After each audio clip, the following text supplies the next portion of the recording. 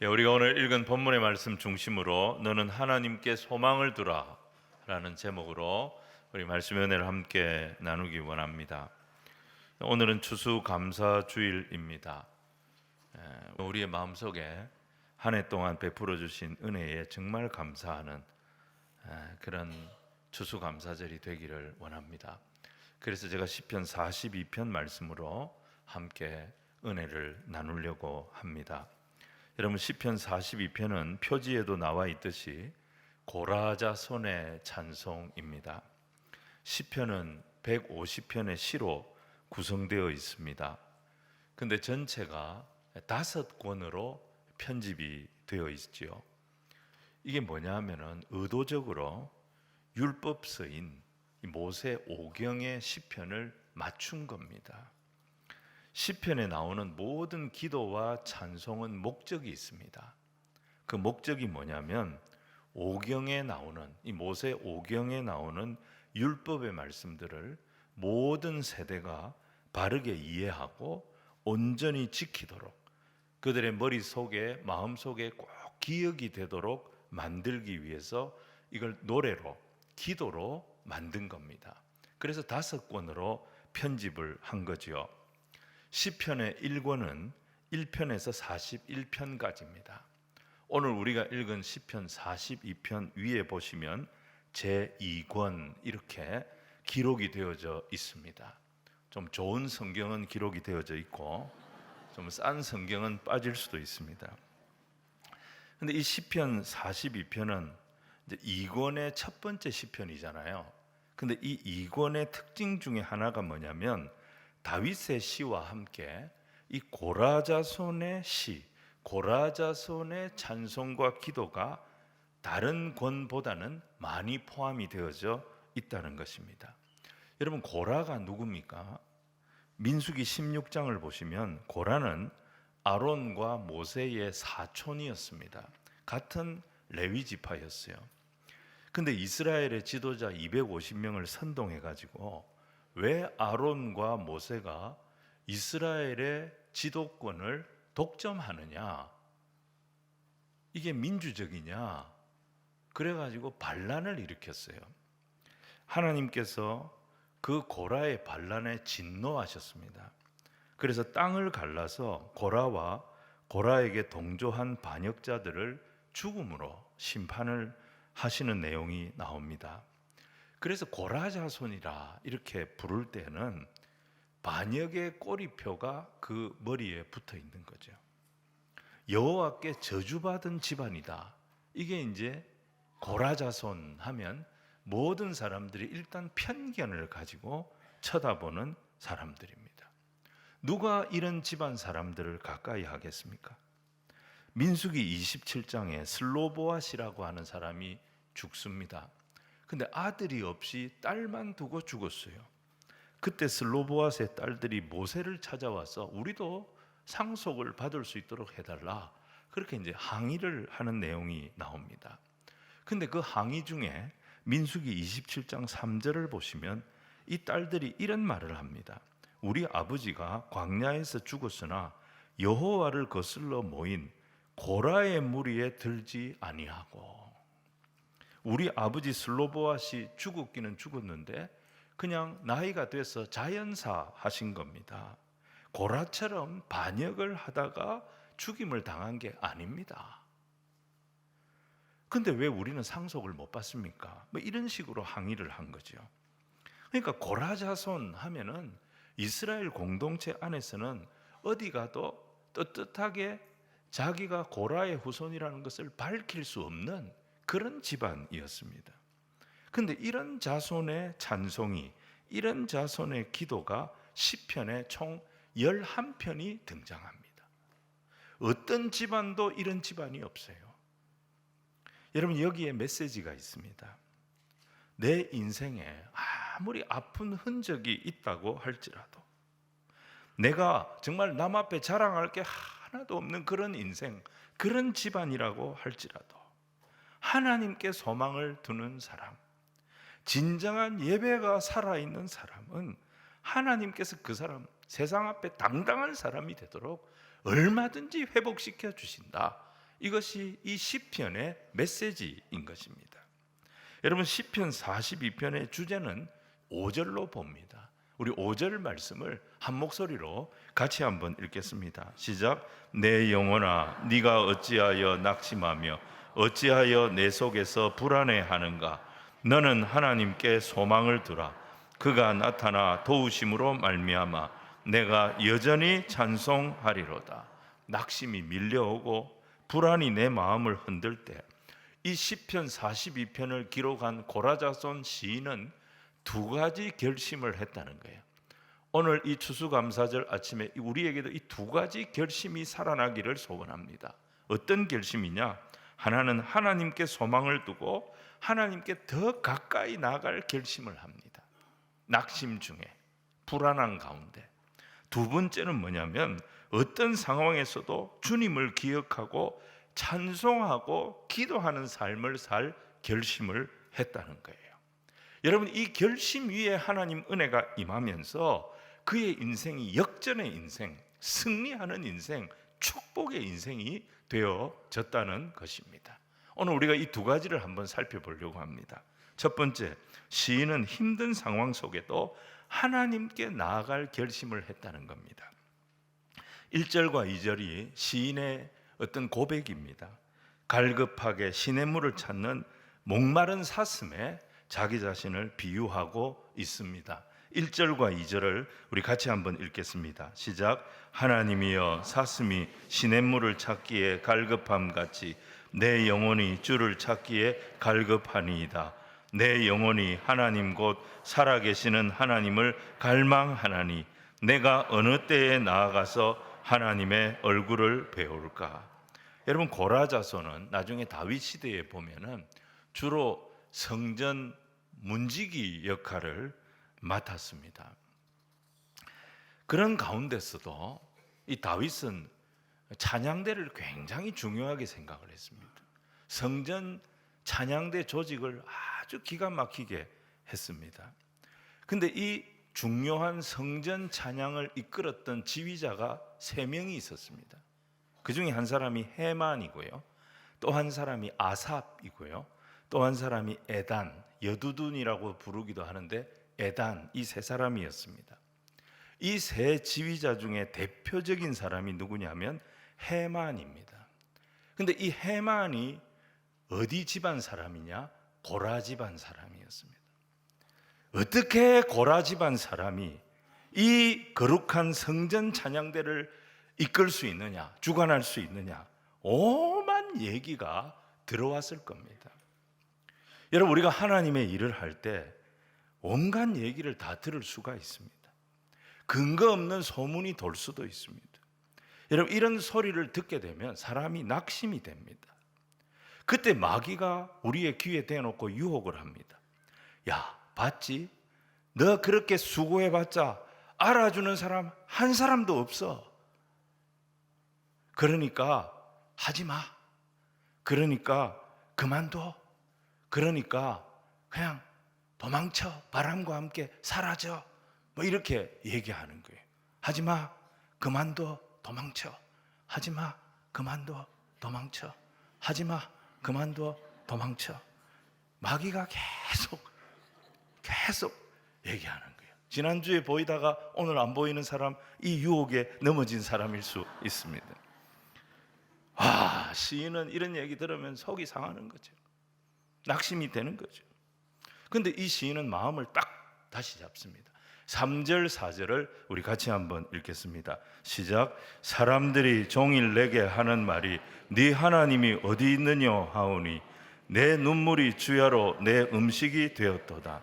내가 전에 성의를 지키는 무리와 동행하여 기쁨과 감사의 소리를 내며 그들을 하나님의 집으로 인도하였더니 이제 이 일을 기억하고 내 마음이 상하는도다.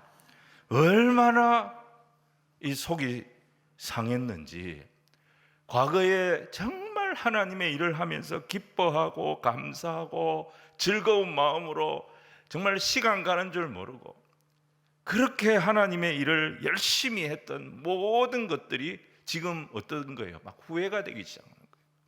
내가 이런 소리 들으려고 그렇게 수고했던가, 그런 마음이 드는 거예요.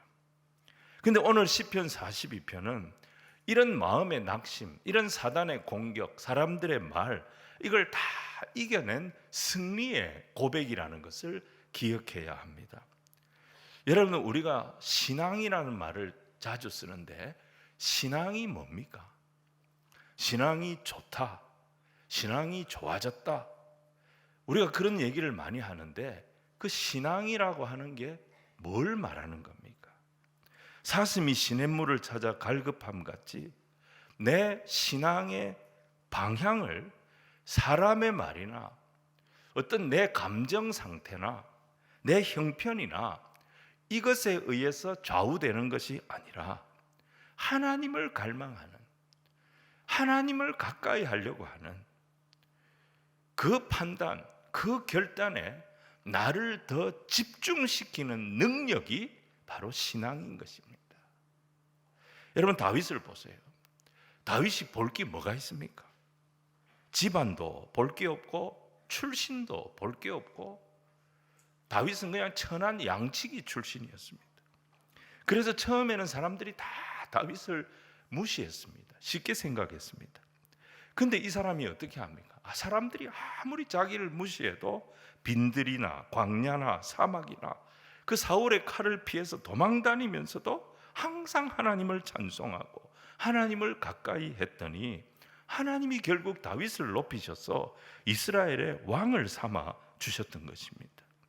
여러분, 우리가 하나님 앞에 쓰임 받는 게 우리가 잘나서 쓰임 받는 게 아니에요. 우리가 뭐가 뛰어나서 쓰임 받는 게 아니라는 거예요. 하나님은 오히려 어떤 사람을 쓰시느냐? 하나님 앞에 서면 설수록 면목이 없는 사람을 하나님 쓰십니다. 그래야 주님을 더 의지하는 거예요. 내가 쓰임 받는다는 게 얼마나 감사한지, 내가 쓰임 받는 게 얼마나 고마운지, 내가 하나님의 자녀가 됐다는 것이 얼마나 감사한지, 그걸 깨달을 때에, 면목이 없는 사람이라는 것을 깨달을 때에 기도가 나오는 거고 찬송이 나오는 거고 예배가 살아나는 거고, 주의 일을 할 때 열정과 기쁨으로, 무슨 소리를 들어도 열정과 기쁨으로 감당하게 되는 겁니다. 여러분, 구약의 5대 제사 중에 소제는 잘 아시다시피 곡식 제사잖아요.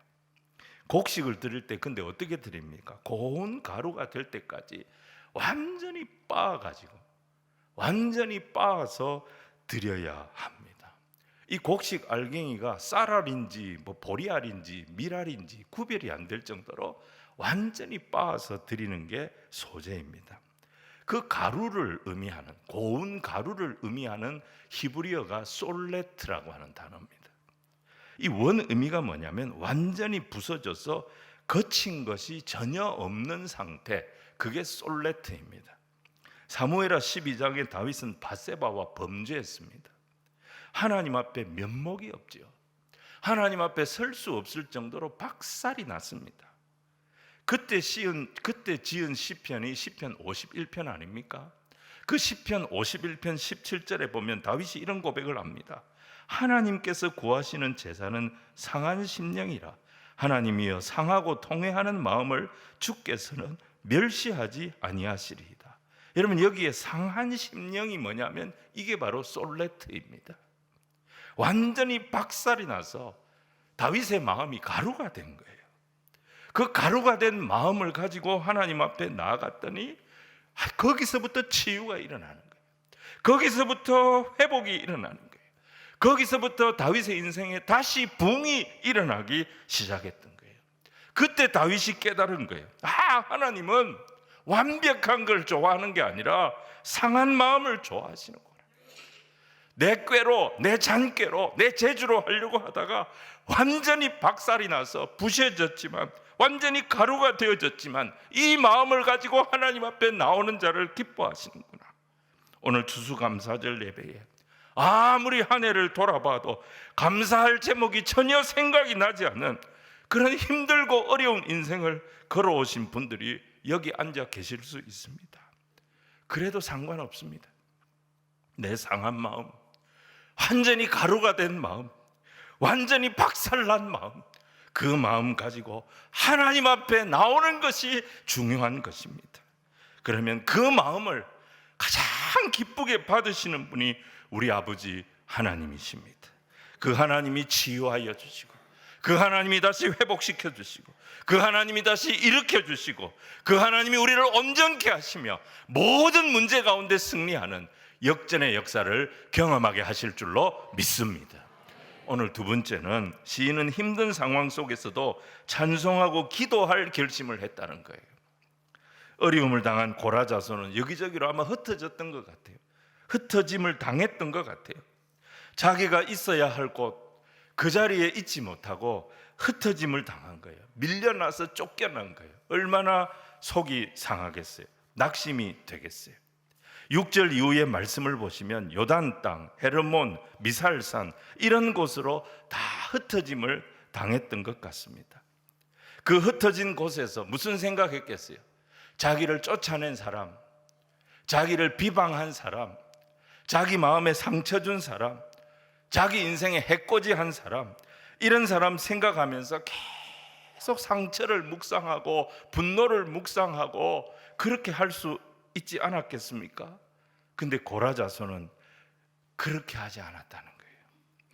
그 흩어짐을 당한 곳에서 이 사람들은 결심을 합니다. 어떤 결심을 하느냐? 주님을 기억했다 그랬어요. 사람을 묵상한 것이 아니라 주님을 묵상했다는 거예요. 놀라운 믿음입니다. 여러분 6절로 8절 말씀을 같이 한번 읽겠습니다. 시작. 내 하나님이여, 내 영혼이 내 속에서 낙심이 되므로 내가 요단 땅과 헤르몬과 미살산에서 주를 기억하나이다. 주의 폭포 소리에 깊은 바다가 서로 부르며 주의 모든 파도와 물결이 나를 휩쓸었나이다. 낮에는 여호와께서 그의 인자하심을 베푸시고 밤에는 그의 찬송이 내게 있어 생명의 하나님께 기도하리로다. 낙심할 수밖에 없는 상황 속에서도 흩어진 고라 자손들은 낮에는 하나님의 사랑을 생각하며 그 헤세드의 긍휼로 자기의 마음을 채웠고, 밤에는 하나님을 찬송하는 찬송으로 자기 자신을 채워서 날마다 그의 인생이 예배하는 인생, 기도하는 인생, 그런 인생이 되게 만들었다는 겁니다. 여러분, 우리가 어떤 형편 가운데 있든지 이러한 모습을 배워야 할 것입니다. 이게 우리의 인생을 진짜 가치 있는 인생, 우리 집안을 정말 복 있는 집안으로 만드는 방법인 거예요. 여러분, 고라 자손은 주홍글씨가 붙어있는 그런 집안 사람들이었습니다. 어디를 가도 반역자의 후손이라는 이 주홍글씨는 지워지지 않았습니다. 근데 그런 족쇄를 가지고도 하나님의 사랑을 기억했다는 거예요. 하나님의 은혜를 기억했다는 거예요.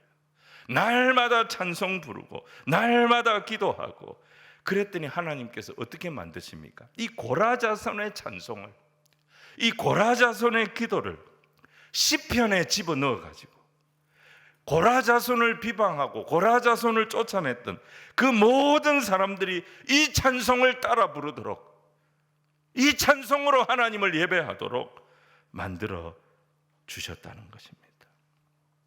그래서 여러분, 우리도 자꾸 자책을 하고 막 자꾸 불평을 하고 남을 비난하고 원망하고, 여러분, 이런 말이 우리의 입에 익숙해지지 않도록 만들어야 됩니다. 여러분, 성도들이 한국 교회가 어떻다 저떻다, 대한민국 목사들이 어떻다 저떻다, 제가 만나보니까 우리 한국 교회 섬기는 목사님들, 그래도 우리 한국 사회에서는 평균 이상으로 선하게 살려고 힘쓰고 하나님 영광 위에 살려고 힘쓰고 그런 목사님들이 대부분이에요. 어디서 하는 말 듣고 함부로 판단하고 저주하고 그렇게 하면 안 됩니다. 여러분, 미국 기독 지성인들에게 가장 큰 영향을 미쳤던 목사님이 팀 켈러 목사님, 작년에 돌아가셨죠. 팀 켈러 목사님. 이분이 어디서 목회를 했냐면 뉴욕의 한복판 맨하탄에서 목회를 하셨어요. 근데 이분이 뭐라고 고백을 했냐면, 나는 뉴욕을 사랑합니다. 뉴욕은 분명히 하나님의 도시가 될 겁니다. 자기가 사는 도시를, 자기가 사는 나라를 이렇게 축복을 했다는 거예요. 사도 바울도 마찬가지예요. 빌립보, 에베소, 고린도, 바울이 전도 여행을 하며 사역했던 이 도시들 당시의 대도시들이었습니다. 우상을 섬기는 도시였어요. 타락한 도시였어요. 음란한 도시였어요. 근데 바울은 성경 보세요. 자기가 사역했던 도시를 한 번도 저주한 적이 없어요. 복음이 증거되는 것을 기뻐했어요. 거기서 하나님의 역사가 일어나는 것을 발견하려고 했어요. 그리고 그 꿈에, 그 역사에 항상 소망을 두었어요. 그 소망을 서로 보게 하고, 그 소망을 본 사람들을 축복하고, 부흥의 불씨가 우리를 통하여 일어나기를 서로 권면하고, 이 도시가 영적으로 살아나기를 서로 같이 기도하고 성도들을 권면했던 것입니다. 절대 자기가 사는 도시를 비난하지 않았습니다. 이게 하나님의 사람인 거예요. 고라자손은 낙심할 형편이, 낙심할 제목이 한두 개가 아니었습니다. 근데 사람들 비난하지 않았어요. 누구 때문에 속상하고 누구 때문에 힘든 거 다 있었어요. 근데 비난하지 않았어요. 비난과 정죄는 쉽게 나올 수 있습니다. 근데 비난과 정죄는 하나님의 구원을 이루지 못합니다. 하나님의 사랑으로 나를 채워야 합니다. 하나님의 긍휼로 교회를 채워야 합니다. 그래서 그 긍휼과 사랑이 우리의 찬송을 통하여, 우리의 기도를 통하여, 우리의 복음 증거를 통하여 세상을 향해 흘러가도록 만들어야 합니다. 그때 이 땅이 회복되는 역사가 일어나게 될 줄로 믿습니다. 말씀 정리하겠습니다. 여러분, 고라자손의 1세대는 반역 세대였습니다. 하나님의 저주를 받은 세대였습니다. 이런 집안에 무슨 소망이 있습니까? 근데 이들이 다윗의 때에 성전을 그렇게 사모합니다. 하나님께 더 가까이 나갑니다. 그랬더니 이 고라자손의 2세대들 중에서 어떤 사람이 나오느냐? 다윗 시대에 성전 찬양을 주관했던 해만 같은 지도자들이 나오기 시작합니다. 그리고 3세대, 4세대 계속 내려가는데 이 자손들이 하나님의 손에 어떻게 쓰임 받느냐?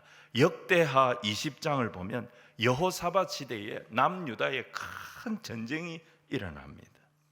모압, 암몬, 마온 이런 나라들이 연합을 해가지고 유다를 향해 총 공격을 해온 겁니다.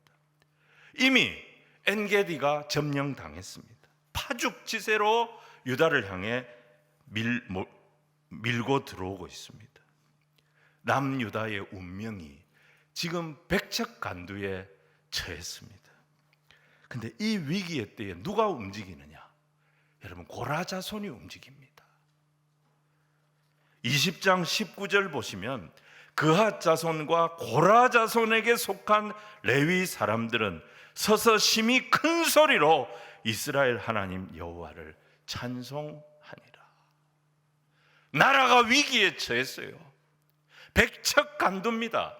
적들이 지금 밀려오고 있습니다. 이대로 당하면 다 망합니다. 근데 누가 일어났느냐? 이 반역의 집안, 이 저주받은 집안이 일어났던 거예요. 큰 소리로 여호와 하나님을 찬양하기 시작합니다. 이 찬송 소리에 이스라엘 군대가 다시 일어나기 시작하고 적군에 맞서 싸우기 시작하고 그 기세에 대단했던 적군이 자중질환이 또 일어나면서 그들이 전멸되어 버렸던 것입니다. 그리고 이 전쟁을 이긴 거예요. 여러분, 이 전쟁은 이스라엘 역사에 남는 전쟁인데 찬송으로 이긴 전쟁이었어요. 그래서 이 전쟁이 일어났던 골짜기를 브라가 골짜기, 찬송의 골짜기라고 이름을 바꿨던 것입니다. 여러분, 고라자손의 힘찬 찬송이 역전을 일으켰고 전쟁에서 나라를 구해내는 동력이 되어졌던 것입니다. 오늘은 추수감사주일입니다. 우리 인생 살아온 길 앞뒤를 보면 염려거리, 불안거리, 기뻐할 일이 하나도 보이지 않는 것처럼 그렇게 느껴질 수도 있습니다. 하지만 오늘 이 아침에 두 가지 결심을 할 수 있기를 바랍니다. 여호와 하나님을 어떤 상황에도 나는 더 가까이 하겠다, 이 결심을 하시기 바랍니다. 어떤 상황 속에서도 나는 찬송하고 어떤 형편 속에서도 내가 하나님 앞에 기도하겠다, 이 결심을 하시기 바랍니다. 그러면 아무리 소망 없는 인생이라도 오늘을 기점으로 인생 부흥이 일어날 겁니다. 역전의 승리가 일어나도록 인도하여 주실 줄로 믿습니다.